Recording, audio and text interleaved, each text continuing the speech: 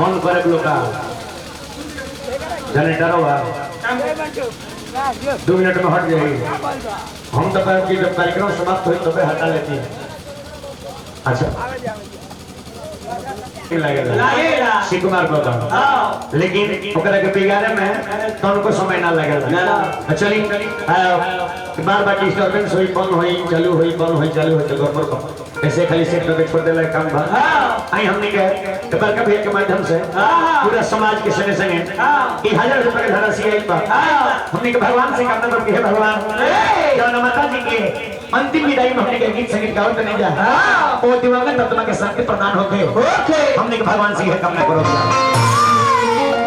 अब आई तनी 2 मिनट जब माई के नाम पर हमने के आज आइल बनी जा श्री कुमार बाबा वो सती के नाम पर तनी 2 मिनट कुछ कथा कीर्तन हमने के सुनाई जा आई के बाद नायका भैया लोग खातिर यही में कुछ लयदारी भी सुनावल जाए। 35 मिनट का समय बा तो हम प्रयास करब कि 30 से 32 मिनट में अपन गाना बजाना समाप्त कर दीजिए ना ए बाबा। आई आज हमने के एगो सती के अंतिम विदाई में गीत संगीत गावत नहीं जा तब चर्चा एगो सती के ही रही एगो सती में कितना गुण होला एगो सती में कितना अवगुण होला ये प्रसंग में वो सबके सुने के मिली ए बाबूला प्रसंग हमार श्री रामचंद्र मानस से रही ना तनी खड़ा हो खाने हाथ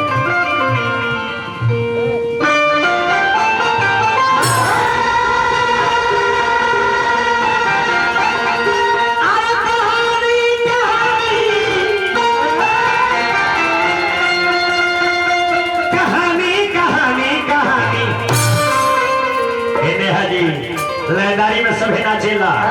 लेकिन भगवान के भजन कीर्तन में नाचेला बुझा के ओकरे मोक्ष होला ओकरे मोक्ष होला दही होली तो कल लखन छीन ली है ए बाबूगा तो सुनावा तानी एगो सती के कहानी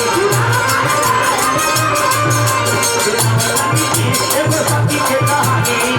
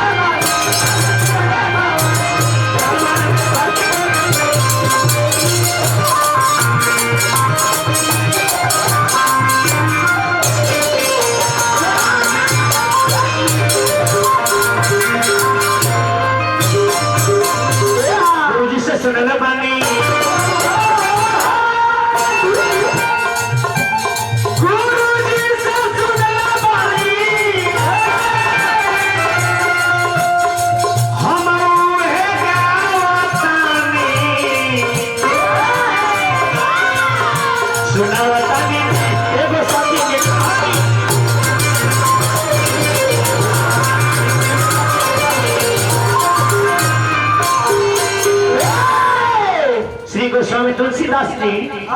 श्री रामचरित मानस में मुनब बच्चे उपाय लिखत नहीं का लिखत है बहुत सुंदर चौपाई लिखत है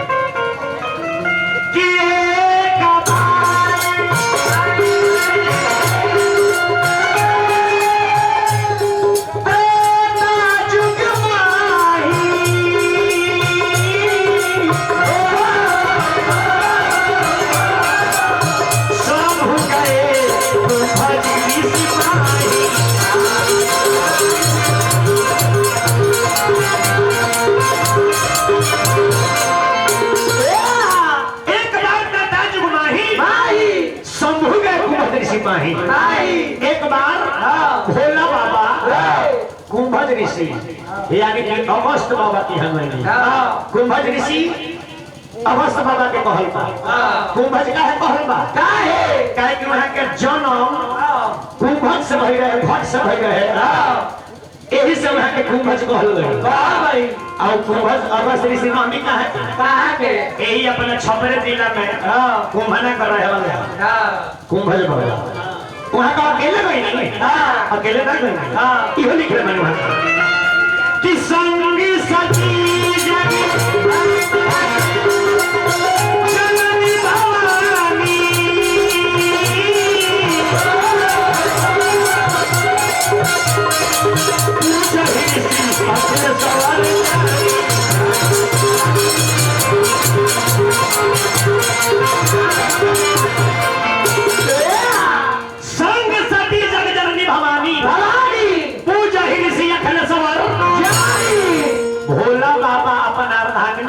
माई सती के लेके अगस्त बाबा के यहाँ गई काहे खातिर सती जी के मन में राम कथा सुने के लालसा जागल तो राम जी के कथा सुने खातिर अगस्त बाबा के यहाँ भोला बाबा माई सती के संग पधरले बने। आई देखिए हमनी के बड़ी सुंदर एगो कलाकार जेकर यूट्यूब चैनल भी बा रवा से भेजा कर देख सकता नहीं। हमारे सुपरस्टार कॉमेडियन श्री जगदीश राजा उर्फ व्यास जी के माध्यम से हमने सब कलाकार के संग संग हमरो के हजारों रुपए के खाना से आइल बा माई से कहना कि हे माई वो माई का आशीर्वाद बेटा पे बना रहे आई जगदीश भैया के जौना खजाना से रुपए आइल हो माई के कृपा होकर में कूलर के फूले पड़ जा। हम तो कहते हैं कूलर के गोछिए उखड़ के पड़ जा कूलर के गोछिए उखड़ के पड़ जा। हां वही में फरी वही में झड़ी कुछो के कमी ना होई एक बार सुनी ई कहत वही में फरी वही में झड़ी कुछो के कमी ना होई। हां ओकर सोरिया रे ओ बेया जी के अंगना में पड़ी ओकर सोरिया अभिषेक बाबा के अंगना में पड़ी। हां तो देवाल चरका दी जाने का कहल मानी लक्ष्मण जी के देवाल चरक जाए हम तो फुलरा बतियाओ त नहीं। हां हमार समाजी लोग बोल रहे भैया होलसेल में बतियाओ त लो। अरे महाराज आइए थोक विक्रेता हो। हां तार गोदाम के ना बा ओ ठेकैता के गोदाम के पीछे बड़ी सामान दे ठेकैता के दुकान के पीछे तब थोक विक्रेता ना तब एकदम थोक विक्रेता बनो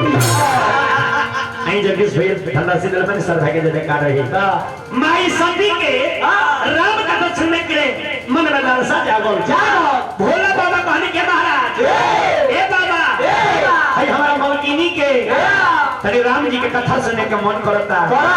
तनी है राम कथा सुनाई अब भोला बाबा माई सती लगनी कथा सुने अगस्त बाबा लगनी कथा सुनाए कैसे तो सुनाए लोगन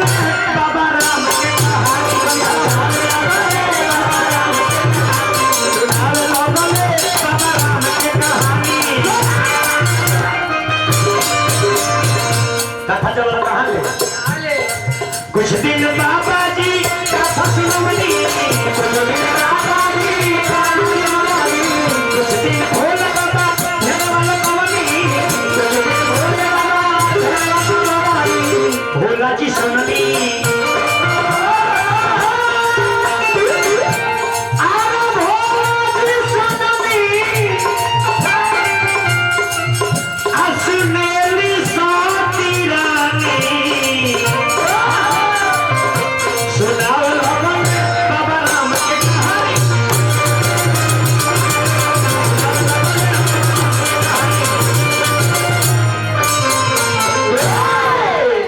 बाबा यो लिखल में बहुत सुनता बच्ची रघुपति गुण गाथा कुछ दिन तहां रहेगी तमोनी सन विदा मांगे उतरी पुरारी चले भवन सन का शिकुमार बाबा मानस के कहो चौपाई में हजारों रहस्य छुपल बा कौन ऐसा कारण रहे कि जाने वाला कथा सुनना चाहता नहीं ओ वाला तुलसी बाबा ने कहता नहीं कि संग सती जग जननी भवानी आ लौटा तनी ताना वाला लिखता नहीं मुनि सन विदा मांगे त्रिपुरारी आ चले भवन संग दक्ष कुमारी जाता नहीं तो जग जननी भवानी से उपमा देता नहीं आ लौटा तनी तो एकदम सीधा खाली दक्ष कुमारी संबोधित करता है। बड़ी लम्हा कारण रहे कथा सुन के लौटल बानी दंडक वन में केहू कही जाला नु मान ली कि हमारी छपरा आई बनी आ तले मन पड़ता के भाई कुंदन भाई का ससुराल नहीं नो हो सिरवलिए नो तले कुंदन भैया लोग बनी तले लोग आला कहा कुंदन भाई रौरा ससुरालिए तो बनी राउर उम्र ढेर दिन के काहे हो अबेनु राउर चर्चा होत रहो तब होला बाबा सोचा तानी कि खाली राम के बच्चे सुना तानी कहियो राम जी से दर्शन हो जाए देखिए हमने का परम महाराज जी ठीक है श्री शिकुमार बाबा और कब्र पर आशीर्वाद दिला बनी हमरा के चरण हमने का बड़ी बार नमन करब जा होला बाबा सोचा तानी कैसे आलमन के बचनवा सुन के सोचेल भोला माना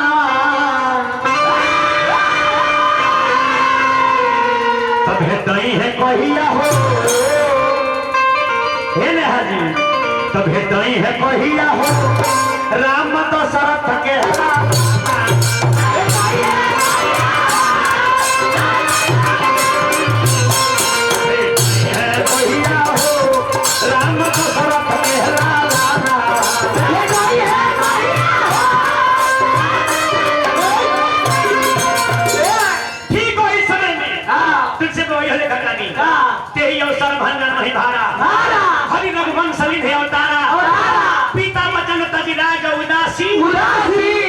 दंडक बन विचरत वही समय में जाने वाला भोला बाबा राम जी के मन में धैल बानी तले वही समय में एने तुलसी में लिखा था कि राम जी के अवतार हो गए अवतार देखे भाई सीता जी के संग विवाह हो गई विवाह में क्या भाई वनवास भी हो गई बा आ सीता जी के चोरा के लंकाधिपति रावण लंका में भेज के चला अब भोला बाबा देखो तनिक होई देखो राम जी लखनलाल जी सीता जी के दर दर खोजतानी भटकतानी चिड़ई से पूछतानी पतई से पूछतानी ए चिड़ई हमारा सीता के पता देखला हो अब माई सती देखतारी कि भोला बाबा मन ही मन राम जी के सष्टांग प्रणाम करता मन ही में और सती मैया कहले कि भोले आज गांजा बेसी मारा गइल बता इधर बनावत हजी रास्ता में चली ले त केहू तपस्वी के प्रणाम करत फिरी ले भोला बाबा कहले क्या हा जा सती जेकर कथा तू इतना दिन ले सुनलू ओकरे के तू ना चिन्हलू माई सती कहली का हम तो राम कथा सुने गए नहीं हो तो का यह राम जी हमें हाय हाय हाय हाय हाय हम के मानी कि राम जी हमें कि राम जी रहते तो चिड़ई से पूछते पतई से पूछते कि ये पतई हमारा सीता के पता बता दो भोला हुआ कहने की बात मानो बात मानो सती यह का नाम जी सती जी कही कि ना जी हम ना मानब कि यह का नाम जी तब भोला बाबा कहता जो तुम्हारे मन अति संदेह अतः की न जाई परीक्षा यदि तारा मन में शंका न सकी तारा मन में यदि डाउट बा संदेह बा तो जाके परीक्षा ले सके सती कहले कि हाँ जी हम परीक्षा लेवे कर देखिए जब नाश मनुष्य पे छाता है पहले विवेक मर जाता है विनाश काले विपरीत बुद्धि सती के दिन में भाई पति के बात काट के जाता है कैसे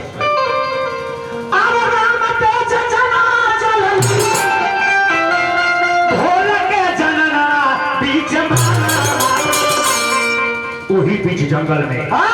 जाता ही पता लगावे खाती कैसे अरे बीच सती बन गए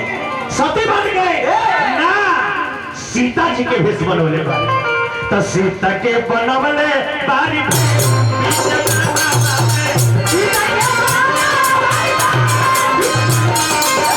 सीता के बनवले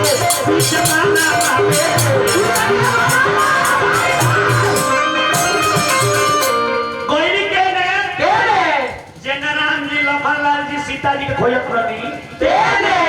लखन जी देखनी कहनी के भैया हो दे अवतारी मैया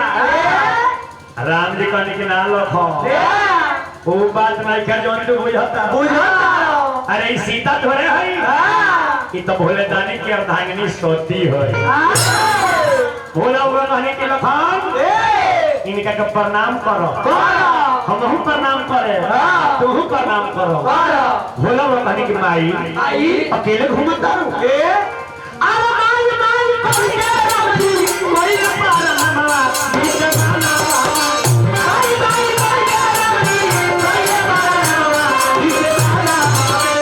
कहले कि तो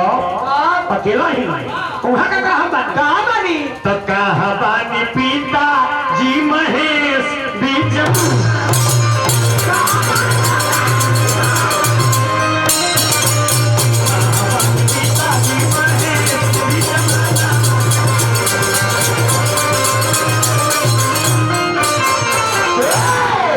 हे बबुआ अबे नहीं सती मैया के भरम टूटल बता जे नहीं देखा तारी उन्हें राम सीता राम